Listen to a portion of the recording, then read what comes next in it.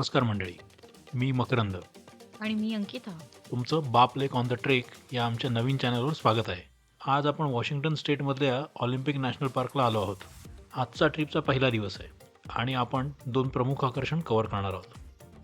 आपलं पहिलं डेस्टिनेशन आहे लेक क्रिसंट, जो एक छान निळाशार तलाव आहे, जिथे विविध ॲक्टिव्हिटीज करता येतात. म्हणाल तर फिशिंग, कायाकिंग किंवा लहान लहान पायवाटा, जिथे निसर्गाचे विविध पैलू तुम्हाला दाखवतात.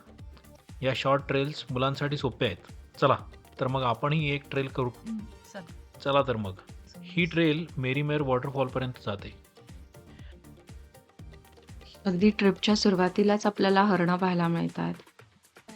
किती सुंदर आहे थंड.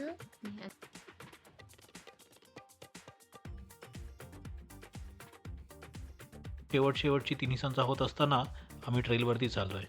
आम्ही खरं तर एका महाराष्ट्रीयन ग्रुपबरोबर आलो आहोत. सकाळी निघताना थोडा उशीरच झाला, त्यामुळे हॉटेलवरती जायच्याऐवजी आम्ही डायरेक्ट इथेच येऊन थडकलो आहे. पण आता असं आहे की पुढचे 2-3 दिवस आम्ही एकत्रच फिरू. ऑलिम्पिक नॅशनल पार्क रेडमंड किंवा सिॲटलपासून साधारण 3-3.5 तासाच्या अंतरावर आहे. हे पार्क रेन फॉरेस्ट किंवा सुंदर पर्वतरांगा किंवा स्वच्छ समुद्रकिनारे, सुरेख तलाव आणि धबधब्यांसाठी प्रसिद्ध आहे. इथे जाण्यासाठी त्याची पूर्वतयारी कमीत कमी 2-3 महिने तरी करावी लागेल. शक्यतो लाँग विकेंडला जाणं टाळा, कारण या नॅशनल पार्कला त्यावेळेला खूपच गर्दी होते.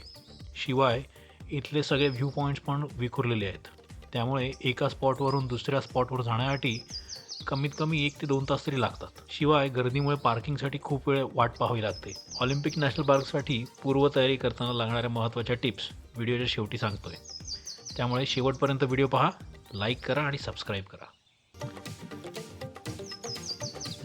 जाताना प्रवासामध्ये खूप छान छान झाडं दिसली, खूप जुने पार दिसले.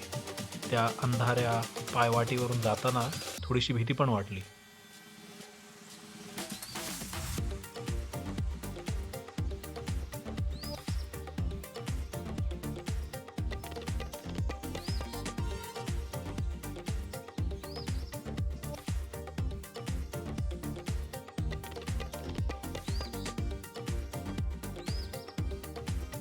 या ट्रेलवर असताना माझी मुलगी चालून थकली आणि मग शेवटी चिव बसून खांद्यावरती आली आणि मला हे वरती सांगते की त्या उंच झाडांमध्ये आता ती पण खूप उंच झाली होती.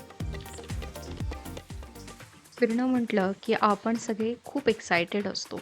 अमेरिकेत फिरताना मात्र किंवा अशा ट्रेल्स करताना मात्र काही इम्पॉर्टंट गोष्टी तुमच्या लक्षात असणं गरजेचं आहे. पहिली गोष्ट, तुम्ही कोणत्या वेळेत तिथे फिरायला जात आहात.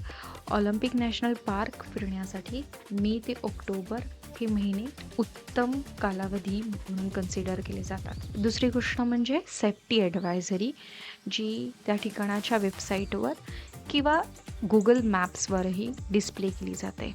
फॉर एक्झाम्पल, मी इथे तुम्हाला ऑलिम्पिक नॅशनल पार्कचे काही अलर्ट्स दाखवते. ही ट्रिपला जाण्याआधी 1 दिवस किंवा ट्रिप प्लॅन करताना पाहणं फार गरजेचं आहे. हा ट्रेल म्हटलं तर तेवढा कठीण नव्हता, पण झालेली थोडीशी संध्याकाळ, अंधार आणि अधूनमधून जंगलातून येणारे आवाज या ह्याच्यातून थोडी आमची पण टरकलीच होती. पण हरकत नाही, विहानाच्या चेहऱ्यावरचा आनंद बघून आम्ही तसंच पुढे रेटलो. पुढे चालत चालत शेवटी त्या धबधब्यापर्यंत गेलो.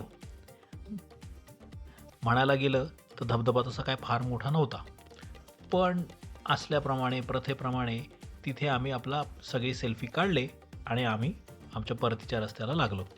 येईपर्यंत तसा अंधारच व्हायला लागला होता, तर आम्ही गाडी घेतली आणि आमच्या हॉटेलला पोहोचलो. चला तर मग पाहू काही महत्त्वाच्या टिप्स. एकाच ठिकाणी 2 दिवसापेक्षा जास्त राहू नका. पुढे जा आणि दुसऱ्या ठिकाणावरती राहण्याचं नियोजन करा, त्यामुळे तुमचा प्रवास आणि वेळ हे कमी लागेल. आम्ही म्हटलं तर थोडी चूकच केली. आम्ही राहण्याचं ठिकाण बुक केलं होतं पोर्ट एंजेलिसला, पण त्याच्याऐवजी आम्हाला फोर्ट्सलाच राहणं गरजेचं होतं. तुमची गाडी जर EV असेल तर त्या दृष्टीने तुमचं चार्जिंग पॉईंट्स बघा आणि त्याप्रमाणे तुम्ही राहण्यासाठी ठिकाणं बघा. पहिला दिवस इथेच संपवतो.